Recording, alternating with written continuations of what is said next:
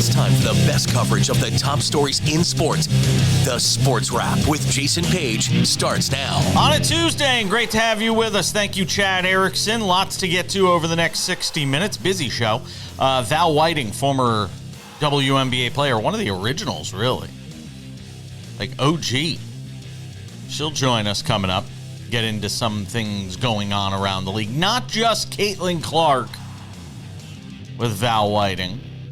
We'll also talk with Noah Dalzell. I keep saying her name differently. Sam says I'm trying to get it right.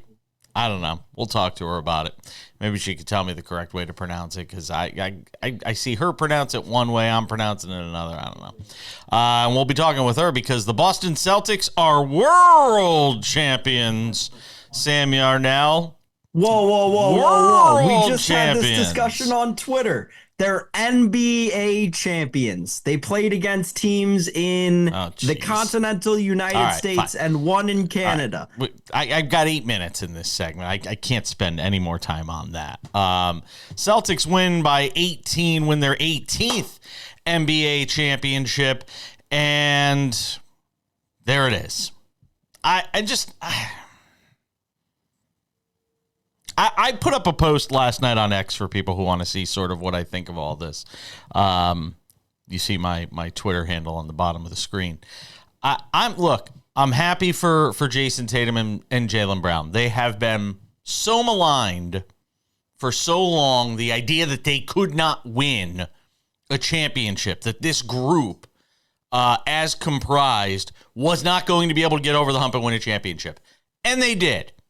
And I don't know if it unlocks, and there's another question that we'll get into in all of this, and that is whether or not this sort of unlocks the Celtics and this group to win multiple championships. And when you look at the way that the Eastern Conference is comprised, that is certainly a possibility. We'll have more time to get to that. Mavericks, I am enormously disappointed in the way they showed up for Game 5. They looked like, to me, a team that was happy to just finally get a game. We got a game in the series. We'll build on that going forward. We're done. That's it. We got our one game in the series. That's what they looked like last night. I didn't see a team on the precipice of defeat that was out there hungry, leaving it all on the floor. I saw a Kyrie Irving that looked lost every game that was played in Boston in this series. Luka couldn't hit anything in the first half. He was terrible. And Boston's world champions. Congratulations to Jaylen Brown. He gets himself a finals MVP. They had to give it to somebody. Yeah, so I think I had a couple of different takeaways. First of all, very, very, very happy for Jaylen Brown. There for a multitude of reasons, right? Obviously, you mentioned the weight on his back that's been put on his back by the media and his teammates, quite frankly, and also his own team by the contract they gave him. Well, guess what? We can never, ever, ever say that was a bad contract. $300 million, $600 million. I don't care how much money they paid him. The guy won the finals and he won finals MVP. That's worth any dollar sign you want to put next to it. Pay him all of the monies if you want. I wish they could have paid him more, was a direct quote from a Celtics fan close to the program that I got moments after winning the championship. I think it's a little bit different for Jason Tatum, right? There are other narratives that have to develop, besides the fact that him recreating or trying to recreate every single famous NBA championship winning moment all at the same time, between the yelling in the interview trying to emulate KG or the photo in the locker room holding the trophy and looking down trying to emulate Kobe. I mean, the dude, the least aura having player in the NBA. I think we can all agree on that. And quite frankly, the numbers for Jason Tatum, they're just not there. He has the worst field goal percentage for any player that has played in 10 plus NBA finals games in their career. No one has shot worse than Jason Tatum. He shot 38% in the NBA Finals. He never shot over 50% in any of the 11 games he's played in the NBA Finals. He scored under 20 in 3 of the 5 games in this series. He shot under 30% in 3 of the 5 games of this series. There's a serious narrative that we have to start about Jason Tatum in the biggest moments. On the other side with the Mavericks, you're right, Jason. Complete letdown on the defensive end. This was an offensive team all season. And you thought that maybe the defense that they played in that Minnesota series could potentially carry them. Not so much. The Celtics exposed them. The Celtics were the best team in the league all year. That I agree with. That's about the first thing you've said that I agree with. We have to acknowledge the fact that the Celtics...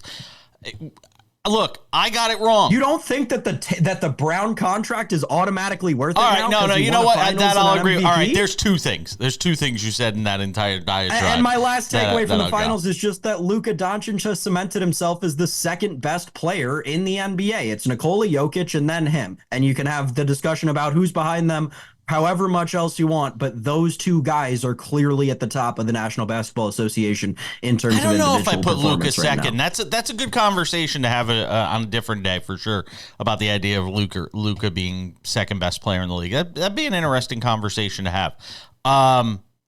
Jason Tatum in this postseason, 19 games, averaged 25, 9, almost 10 rebounds a game, and 6 assists. I mean, the guy, and for as much as he has the ball in his hands, he turned the ball over 2.5 times in the entire postseason. Averaged 40 minutes. I mean, the guy shows up. He doesn't necessarily he may not be as flashy, and he may not make every shot, and he may not be an automatic, he may not be automatic shooting the basketball. All of those things are fine. Do you have something playing over there? Are you okay? You got noise? No, over yeah, there? Okay. I'm fine. Oh, okay. So I'm hearing noise. But at the end of the day, the guy shows up and fills the stat sheet every game. If he's not shooting well, he's still doing something. He's rebounding, he's passing, he's doing something every game to help his team win. He's not Kobe Bryant. He's not Kevin Durant. He's not Steph Curry. He's not any of those guys. I don't have any argument with that. But the idea that we're going to come on the day after he finally gets a championship in a season where he averaged 27, 8, and 5, I can't do it. Today's not the day. I can't do it. I don't think that at all. I'm saying that he's not a good player, Jason. Come on! How do you say he's not a good player? That's not true. I said that in the finals, which he is not a good scorer in, he is not effective. In the NBA Finals, historically, Jason Tatum is one of the least effective superstars in history. He fills up the stat sheet. He does everything. He may not do it the way you like it, but he does everything. We'll come back. Noah joins us on the other side. Over 13 million Americans were affected by identity theft in 2022, and the threats go way beyond just credit card fraud. Today's identity thieves can use your information in ways that are easy to miss by just monitoring accounts and credit, like opening loans, transferring home titles, even committing crimes. Someone got my social security number, made a driver's license, and it was used for criminal activity. You can do so much with a social security number that I didn't know could happen. They drained my bank account. It was terrifying. You're even more vulnerable than you realize. Your information is exposed through online shopping, banking, even corporate data breaches. No wonder there's a new victim of identity theft every 3 seconds.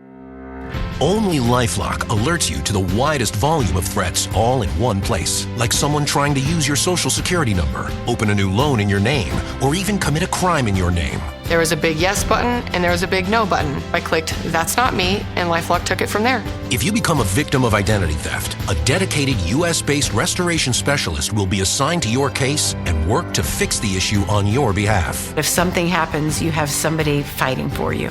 All LifeLock members are backed by the LifeLock $1 Million Protection Package, including reimbursement for stolen funds, personal expenses, and coverage for lawyers and experts up to $1 million. It can be dangerously easy to steal your identity. With LifeLock, it's easy to help protect yourself. I will be with LifeLock forever.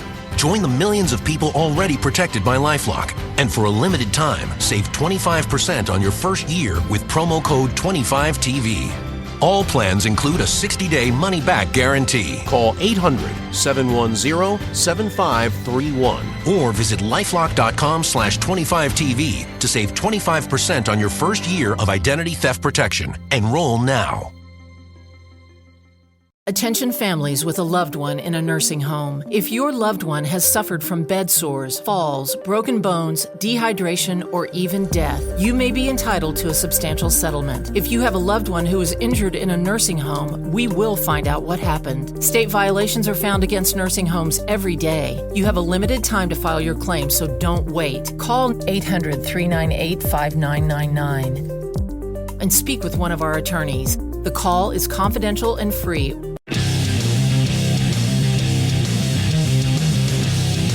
Good to have you with us on this Tuesday edition of the show.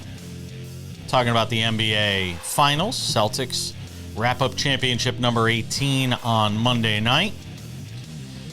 Noah Dalzell does a terrific job on all things Celtics and hangs out with us on the show. I want to get your thoughts. Where did people like me get it wrong? Because I watched the Celtics all year. I saw their win total. We know how much talent they had, but I was never convinced. I am now after watching them steamroll through this postseason and beat a Mavericks team that I thought was pretty damn good headed into that finals. Now I'm not as convinced of that.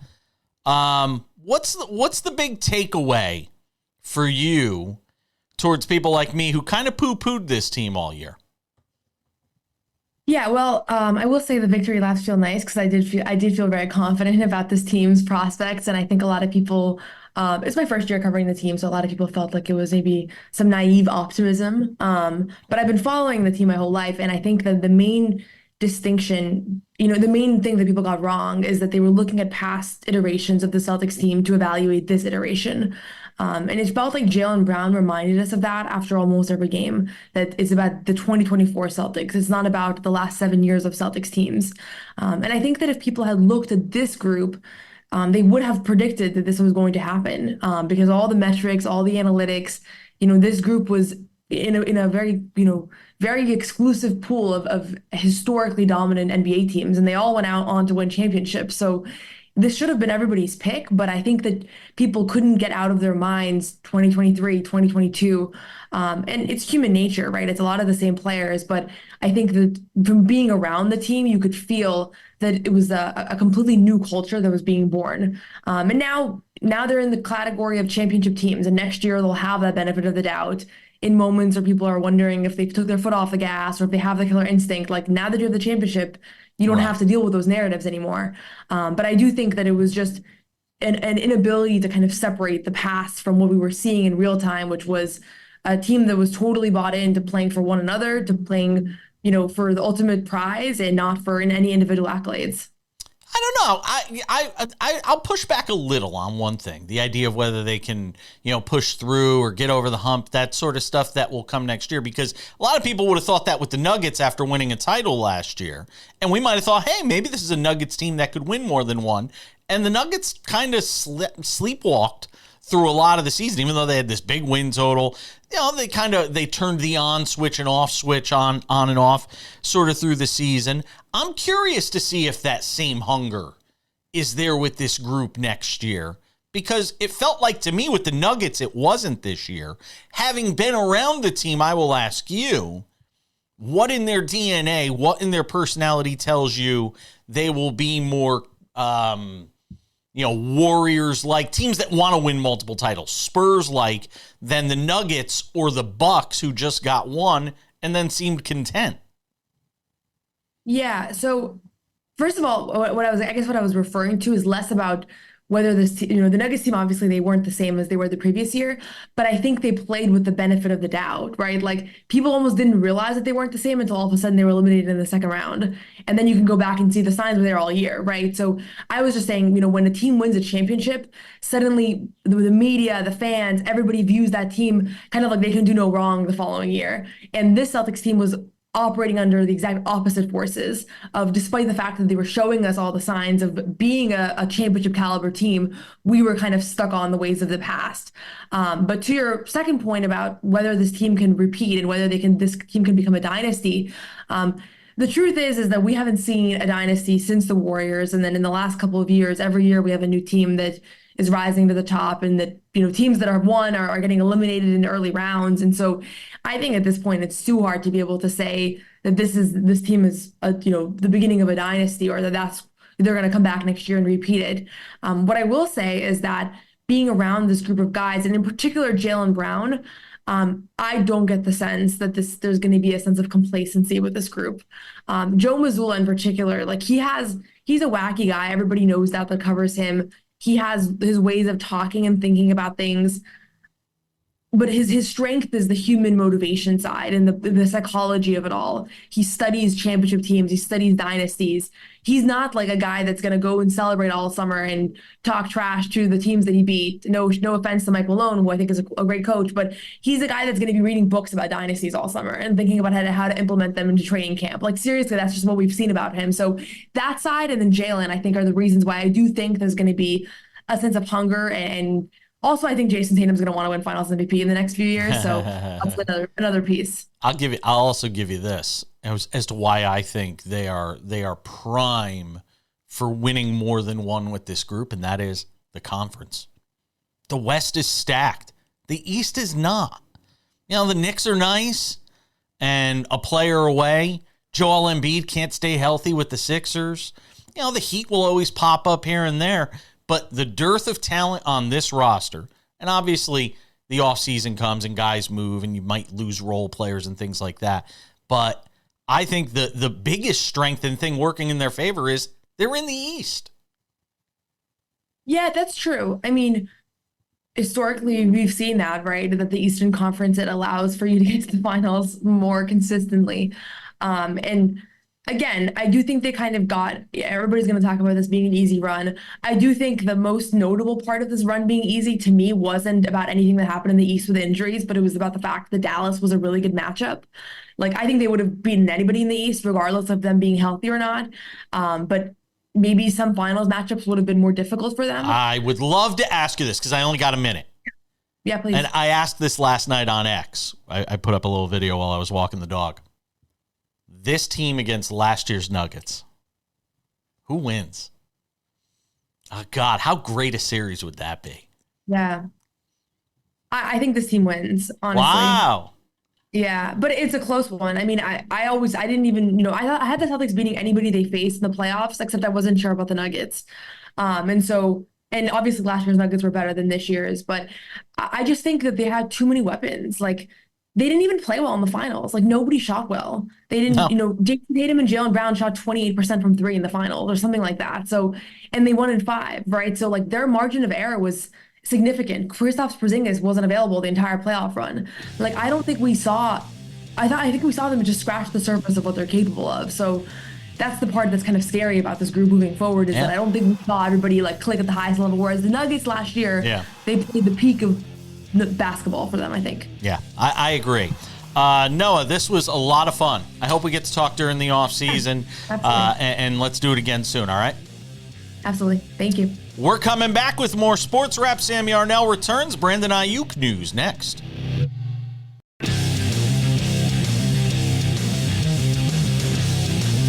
The one and only Sports Wrap continues on this Tuesday. Val Whiting will join us coming up in 10 minutes. Spent a couple of segments with her on the WNBA, and we're not going to just talk about Caitlin Clark. Yes, that will be part of the conversation, but I think there is a lot to get to from around the league, and we will do that. Thanks to Noah Dalzell for stopping by with us. I still may not be saying it correctly. Sammy Arnell,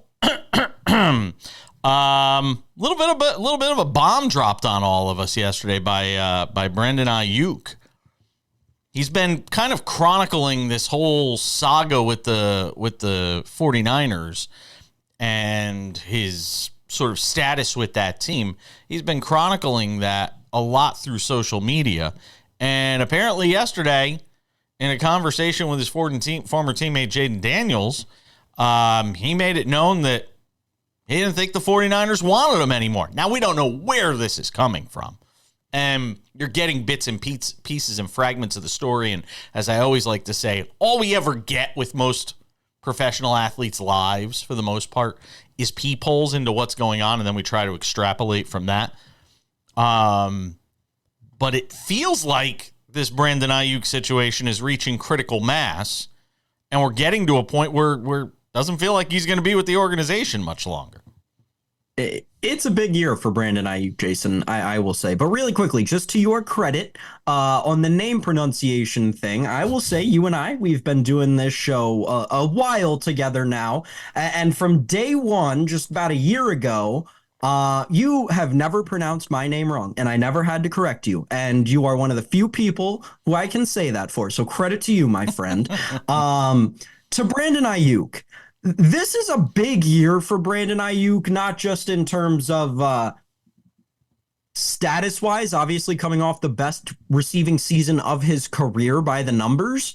This is the year where Brandon Aiyuk stands to double his career earnings, more than double it, actually, with that fifth-year option that was obviously picked up by the San Francisco 49ers, him being a first-round pick back in 2019, 2020. Anyway.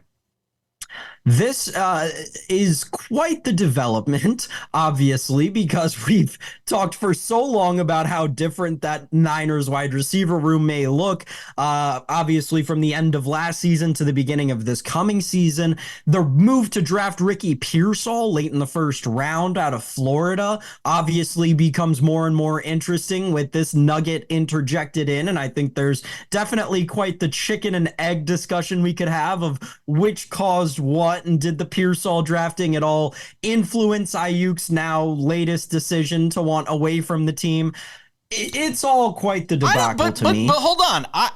It's if you hear the exact words coming out of his mouth, he's saying, they said they don't want me back. Now, again, we're only getting one side of the story here. I'm sure the Niners have their own version of events, but he's saying, they said they don't want me back. So let's make sure, just from what we know, that's what he's saying. Here's my take on this. The 49ers still hold all the cards. They have his rights for one more year. And if I'm them and you have a championship window, you have but a finite amount of time to try and cash in with this group of players. And we all agree that the strength of the 49ers has always been the sum of the total parts. It's not a Tom Brady-like figure. It's not a Patrick Mahomes-like figure or one or two players. It's the sum of the total parts. If you know that as an organization, you're not doing anything with Brandon Aiyuk. You're not doing anything with Brandon Aiyuk, who is a proven commodity in this league. You're not trading him. You're not sending him to Washington. You're not doing any of that. You are hanging on to him, and you ride this thing out for one more year. He's not going to sit out. Guys don't sit out. You might get you ain't get a guy on a rookie contract. He's not going to sit out the year. He's not going to sit out the year. Cooler heads will ultimately prevail. Cooler heads will prevail in this. Yeah, and what happened to Le'Veon Bell's career after that? Yeah, sure, but he still made $40 million. He might have. But I do not believe. I am of the opinion that Brandon Aiyuk is not going to sit out. So you hold all the cards in that regard. He'll come back, finish his rookie contract out, and then he'll go play somewhere else and bet on himself and make a ton of money. He's still going to play. The 49ers need him. So to me, if I'm the Niners, let things settle, figure out how to make it work with him for one more year, try and go win your Super Bowl. And then if you have to go, and then if he leaves, he leaves. But I don't see him. I know a lot of people are thinking he's going to go, oh, he's not going to play with Jaden Daniels. What? It's not going to happen. He's not going there. So I agree with you that he's not going to Washington. I agree with you that I don't think he'll be out of San Francisco. But I can't get all the way there on a couple of things. I think that he stays in San Francisco as a result of a few things. If he were to go anywhere with the situation he's in contractually, a team would want him to agree to a sign and trade. That's not going to happen for Brandon Aiyuk based on his current actions, right? No team is going to want to pay $14 million against their cap for 1 year of Brandon Aiyuk. That just doesn't make sense to any contender in the NFL right now, not even the Buffalo Bills. And I say that as a Bills fan and a Brandon Aiyuk fan for that matter. So I think that the Niners have kind of gotten to the point where you wouldn't take Aiyuk for 1 more year?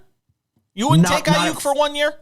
Not at $14 million, Jason. Like that's at that point you're talking he's getting paid as a wide receiver. I'm just asking because you're so as a Bills fan you're so desperate. Not you per se, but as a fan base you're so desperate. You wouldn't take him for 1 year, knowing how dynamic a talent he is. That for 1 year you wouldn't take a flyer on a guy for 1 year. I mean, I'm just saying.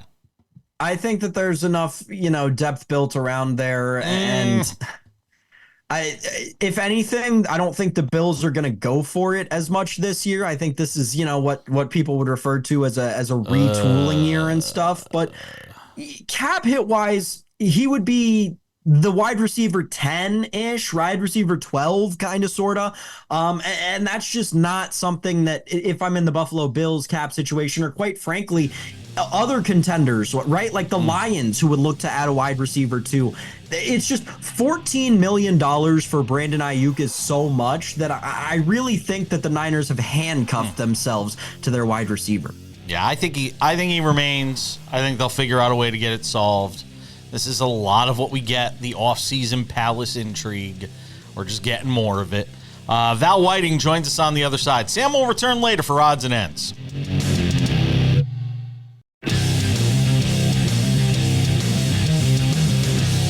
Sports Wrap rolls on this Tuesday. We did the NBA Finals.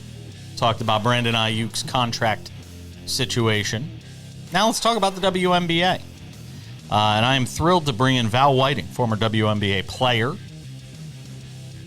standout at Stanford, and somebody I've been looking forward to talking to for a few days. Joins us on the program to talk about the league, talk about Caitlin Clark. I want to get into all of it, which is why I booked her for a couple of segments on the show today. I am intentionally talking to you about the league in the first segment because Caitlin Clark has, not by her fault, sucked so much oxygen out of the room and the story of Caitlin Clark. And we're not talking about, the Connecticut Sun, who I think we're 12-1 at last check. The Liberty, who are obviously going to be very good. The Aces, who are struggling. We're talking about so many of the Caitlin Clark related stories that we're missing out through the first, half of the season or third of the season on a lot of great stories. So I want to ask you, non-Caitlin Clark related, what is stuck out to you from this first third of the season? Obviously how well the Connecticut Sun, well they're playing. Whoops, sorry about the noise. My cat likes to knock things off. It's okay. The table just because. I have a dog. Does the same thing.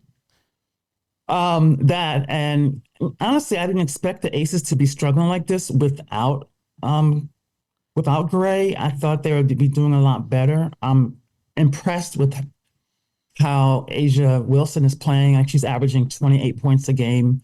That's crazy. I'm also impressed with how Brittany Griner has come back from being injured, and she's one of the top league scorers right now. I think she's averaging like 22 points a game. So those are two things that stick out, and three things. And of course, how well the Sun are playing together, without really having a set big time score on the team. They kind of hit you by committee. Yeah, and it amazes me that the Sun year in and year out are just right there. You can go back to the Tebow days to where they are now. How that organization just continues to put together a group of consummate professionals every year. They are one of the most consistent and steady franchises in the league, but they've never won a championship. Yeah. This group, does it have the makeup that you think it can get by a Liberty? in a 5-game series, that it could get by an Aces if you think the Aces wind up putting it together and getting back there. Can this Sun group get there? When they played the Liberty earlier this season, not earlier, just last month, preseason. When they played the Liberty, I thought that the Sun were going to win that game, but I think that New York just has too many weapons. They have 2 MVPs, former MVPs on their team. Jones is playing extremely well this year. I don't know. I'm trying to think, what could the Sun do more? Maybe have more of an inside presence. Then, because most of the teams that are dominant have a dominant post player, and that could be it for the Sun. Maybe getting Jones get going more than she is already. It feels like they are the blueprint, sort of, for what when this league was originally developed. Well, maybe not originally developed. That might not be fair, because originally when the league was developed, they were playing in all these big arenas and things like that. It feels like the Sun are sort of the sweet spot for the WNBA. They play in a 10,000-seat arena. They don't play in a ginormous market, obviously, in Connecticut, out in Uncasville out there, which is my home state, so I know a lot about it.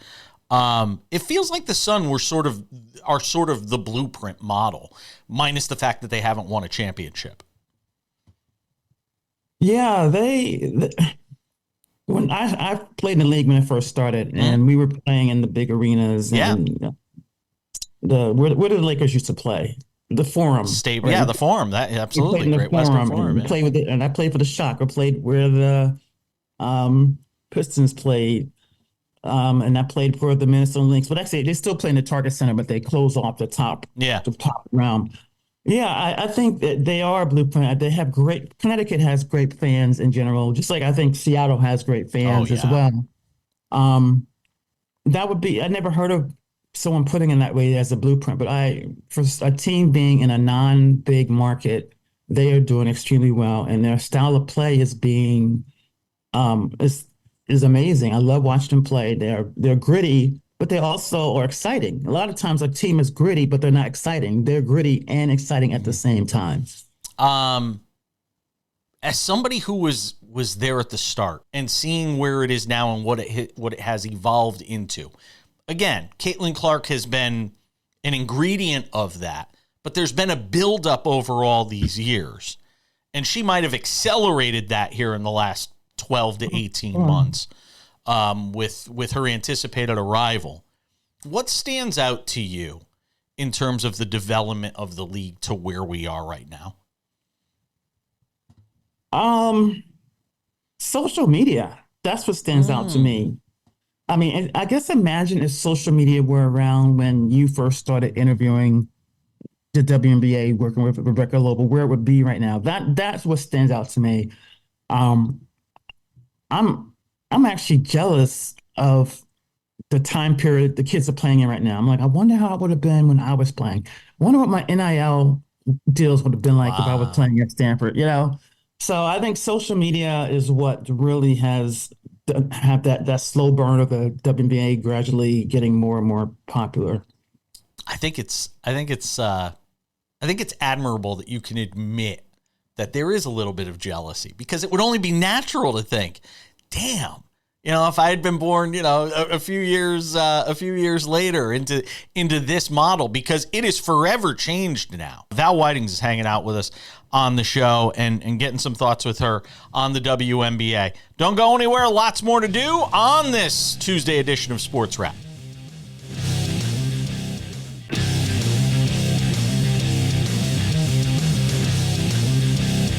Sports Wrap continues. Good to have you with us on this Tuesday edition of the program, and really happy today to be hanging out with Val Whiting, former WNBA player, collegiate standout at Stanford. We talked about the league as a whole. I do want to talk about the Caitlin Clark stuff, because you've put your opinions out there on social media, and God knows everybody has an opinion right now on Caitlin Clark and sort of how she's being treated around the league. And I do think there's some tough love there. And like any star rookie that comes in the league, people want to make their name against Victor Wembanyama in his rookie year in the NBA. this is, I hate to say it, in some regards, it's a little bit of a rite of passage. Do you think it is over and beyond that when it comes to Caitlin Clark? What have you seen through her first, 15 games in the league? So I've watched every Fever game. The narrative out there that she's being targeted, and because people are, I've heard people say people are jealous of her. They're being racist against her because, she's white and the players in the league are mostly black. Or even sexual orientation's been thrown into it. Because she's straight, and the black angry lesbians are out to get her. Jesus. I don't believe that. I think that's very harmful. But more and more people are saying it, and everyone was like, "Oh, it's just the trolls." No, it's not just the trolls saying that. Just major talking heads saying that stuff, and I think it's really harmful. It's given a whole atmosphere of toxicity for the league that I've never ever have seen before, and it saddens me. And sometimes I'm like, would it have been better if Caitlin Clark never came to the league? Wow. I've thought that before.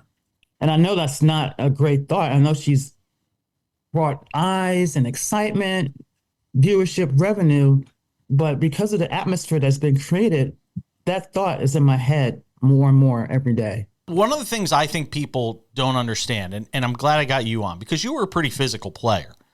Yes. I don't want to say you were an enforcer, but you were a physical player.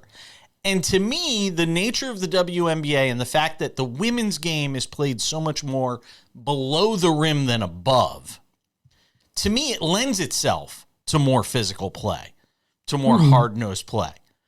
And I don't think it's anything new. If anybody's watched this league, because you get people who are just parachuting in now and commenting on a league that they don't watch and have never watched, and all of a sudden are paying attention to, it's always been a physical league, hasn't it?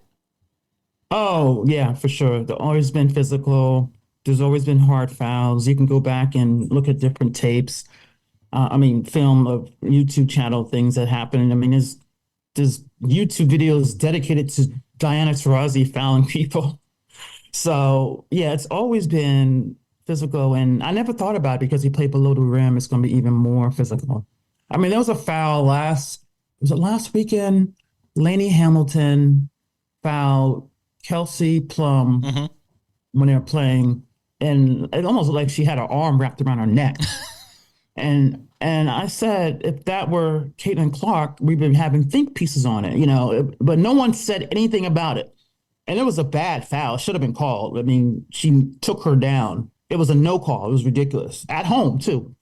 And that just shows the league is physical, that Caitlin's not being targeted. Maybe, if I were playing Caitlin against a top rookie, I'm going to give my best game. I'm not going to let her get off on me. That's pride right there too. That's pride. You're not going to get your 30 points. I'm not going to be on SportsCenter because you got your 30 points, 10 rebounds, 10 assists from me. I'm going to try to stop you. No, but I will also say Angel Reese isn't doing anything to dispel the notion that it's personal between her and Caitlin Clark, whether it's sitting on the sidelines clapping, when she got hip checked, this sort of stuff. And some of the things she has said that, I'm just as big as Caitlin Clark. People are coming to see me, when frankly, the numbers don't really bear that out in terms of attendance, in terms of TV ratings, don't really bear that out as much. But I want to ask you more to the point. It makes me wonder if there is some jealousy and animosity towards the fact that she wasn't, that somebody of color wasn't the one, that it was somebody, this great white savior sort of idea, that she came in and was the one, that there is some jealousy or animosity because of that. I don't think it's racial. I think what I guess makes me so annoyed is not that Caitlin is white and she's getting all the attention. It's the fans, her fans. That's what people get upset about, what the fans say. And they say Caitlin's going to come in and rule the WNBA. She's going to come in and be the leading scorer. There were odds on her being the MVP in this season. Yes. For Pete's sake. I think those conversations are what people that what puts more of a target on her back. I don't think it's like, oh, this white girl's here doing what what a black girl should be doing. I don't think that. At least I wouldn't be thinking that. I would be thinking, I'm going to stop this woman. She's not getting off on me. I'm going to maybe shut her fans up. But I don't know. I can't say everyone. I'm not. It's not a kumbaya moment. People are racist on both sides. But I cannot fathom thinking that every black woman in the WNBA is thinking she's white, great white hope. I'm jealous of her because of that. I'm going to stop her just because she's white. Or I'm going to hip check her because I'm black and she's white. And that's like the narrative that's out there that disappoints me. Val Whiting, this was fun. I want to do it again later in the season as the WNBA season progresses. I appreciate you coming on for a few minutes today. Thank you. Thanks for having me. We're coming back with more Sports Wrap on this Tuesday. Don't go anywhere.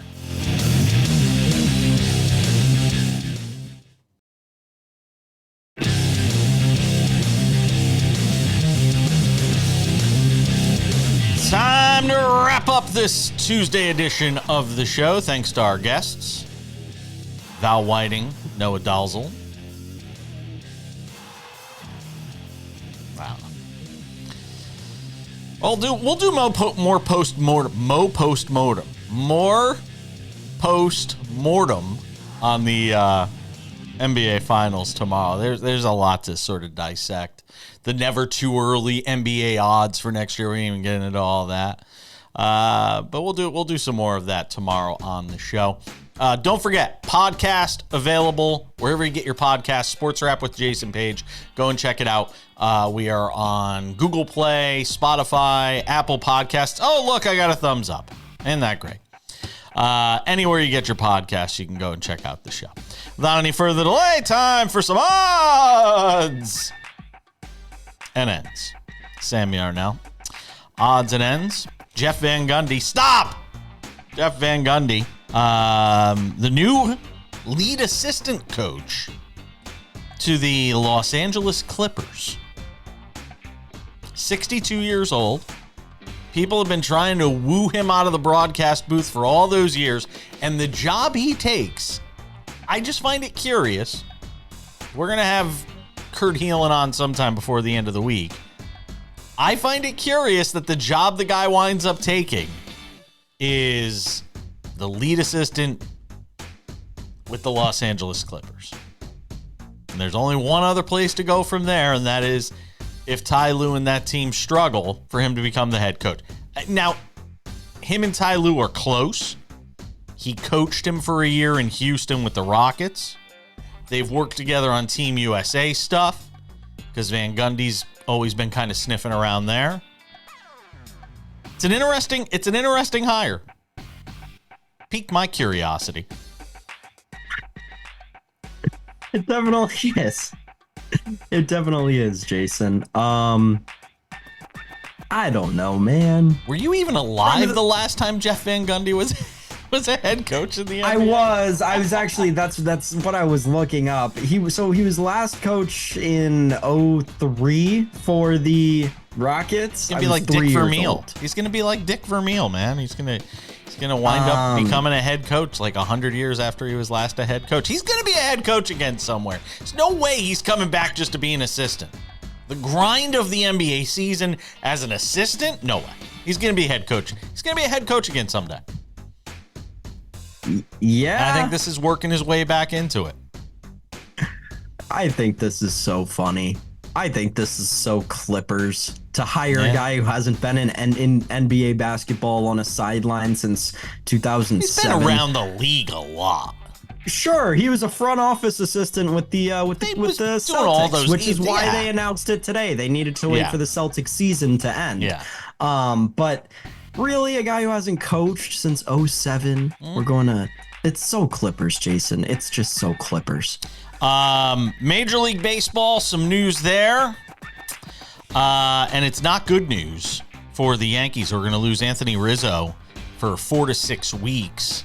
Got hit by a pitch, much like the way Mookie Betts did. And Mookie Betts is going to be out 6 to 8 weeks, we learned.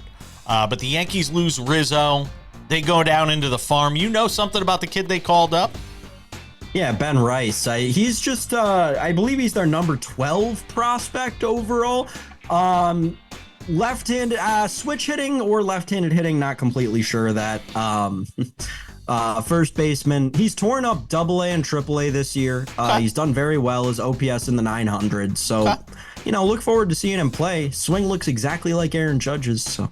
Yeah, DJ LeMahieu will obviously get some ABs out of this as well, and Oswaldo Cabrera will also get some ABs out of this as well. And I hate to say this, Rizzo just isn't having a great season. So, as much as I'm kind of like sorry, he really has not hit the ball well this year at all. Garrett Cole to make season debut for the Yankees. That's the headline. Garrett Cole set to make his season debut for the Yankees on Wednesday. He will do it against the Orioles. What are your expectations? I mean, he's been tearing up the minors, so I think he should look good. We'll see.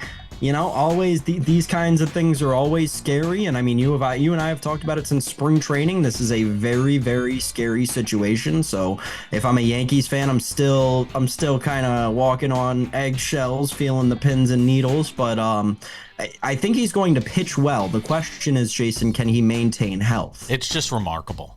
The Yankees, for as great as they've been this year, and there's no arguing how great they've been. They have the best record in baseball.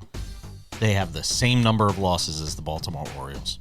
And we barely talk about the Orioles. It's just... We're a Yankee show. We talk about the Dodgers.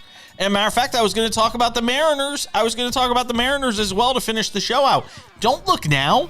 Seattle's up 9 games in the AL West right now. It's odds and ends.